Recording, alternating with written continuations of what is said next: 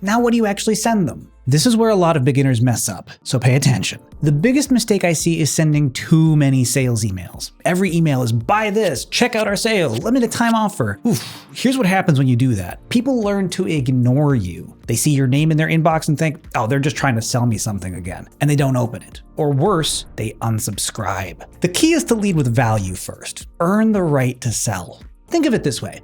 If you only ever reached out to a friend when you needed something, eventually they'd get annoyed and stop picking up the phone. Same thing with email. So let's talk about the two types of emails you'll send. Value emails.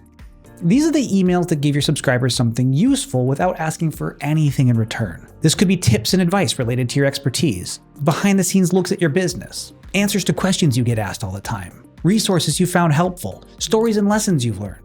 The goal is to make your subscribers think, I'm glad I opened this. That builds trust. Now, how often should you send emails? If you're just starting out, keep it simple. Once a week is great. Even twice a month works. The key is consistency. It's better to send 2 emails a month every month than to send 10 emails one week and then just disappear for months. And here's a rule that applies to every single email you send, whether it's value or sales. One clear message, one clear call to action. Don't try to cram 3 different things into one email. Don't give people 4 different links to click. One email, one purpose, one thing you want them to do. Make it easy for them.